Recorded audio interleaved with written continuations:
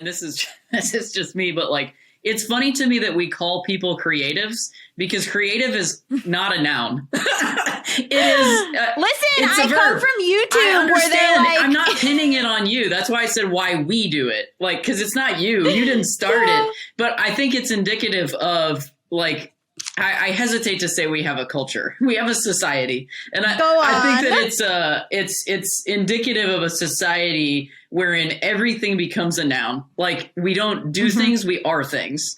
And so that, sort of brings me to the day job thing. It's like, I remember my first like understanding of day job was when I was starting to do stand-up comedy at night while I went to work at a job that I didn't really care too much about, but needed to survive, to pay my student loan bills, my rent, have healthcare, because this was pre-ACA. So you didn't have, you couldn't buy insurance on the marketplace, like all that stuff, which I'm not even saying is necessarily positive, but you had to have a job to have healthcare. Otherwise you just didn't.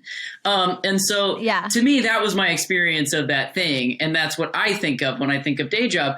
But a lot of people just like their job is their day job, like it's just a funny thing because we're not always talking, I mean, this is the existence of language. It's like, you and I are saying words to each other that we mostly agree on, but we have completely different interpretations of what they all mean. So like, what does it actually mean to have a day job? Is that something that you do to survive, or is it the job you do? Like, it's just, I think about that because you asked me like, to come on to talk about like, how do you structure your day when you don't have like a traditional, like a job that you clock into or something like that. And then I was like, well, I'm right now I'm off on script working on someone else's show. And you're like, so you do have a day job. And I'm like, do I? Because like, I don't really know. I wouldn't necessarily, I'm not in a writer's room right now. I'm like basically freelance. So no, I wouldn't say that I have a day job. You know what I mean? It's like, I don't know. It's just to me, it's really interesting, to think about these like semantics, but I think it's really important. It's like,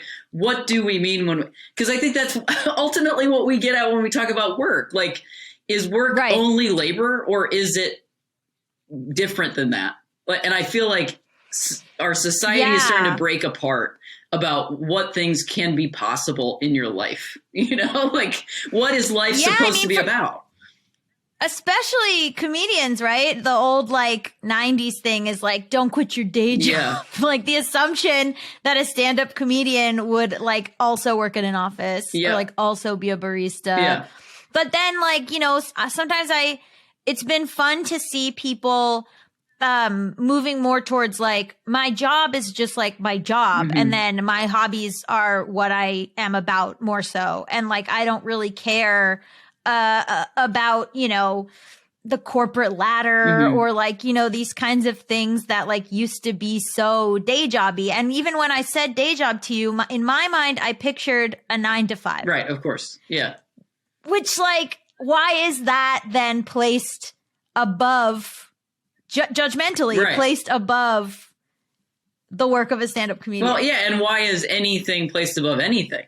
You know what I mean? I think also, just to like go back to what you were saying, like people are valuing their hobbies more than their work. I would say that people are actually realizing that their hobbies are not hobbies. It's their work. Your life's work is the things you enjoy. And I do believe that, look, I'm almost 40. I don't believe in generations because generations is just another marketing term. But there are culturally things to age groups that we have different experiences of the world that we all get to share with each other. But there's so much overlap that this stuff doesn't really exist. So you and I, we believe in non-binary thinking. So I don't like to compartmentalize things, especially people, too much. But we've talked a lot here about how millennials just includes the upper middle class white people of a generation. The boomers just, there's no like, there's no real cutoff because like you can't, to bring up boomers, it's like, I mean, my parents are boomers. And if you talked about their, like where they are in terms of class and things, you'd be like, oh, wait, boomers are not all affluent, successful, like that's the thing. And that's life. What comes up a lot. You can't, this is words, you can't ever say one thing and it only ever means one thing. But the thing I was going to say is that I just think that younger people, and so even younger, but who knows? I just don't think they buy the lie that we've been told for so long. And here's the other thing. The pandemic, as much as the government and media and corporations and all these things have tried their damnedest, and they continue to as we speak, to keep going like, no, you got to go back to work. You got to go back to school. You got to do this. You got to do that. It's like, blah, blah, blah, blah. There's just too many people that realize you don't have to.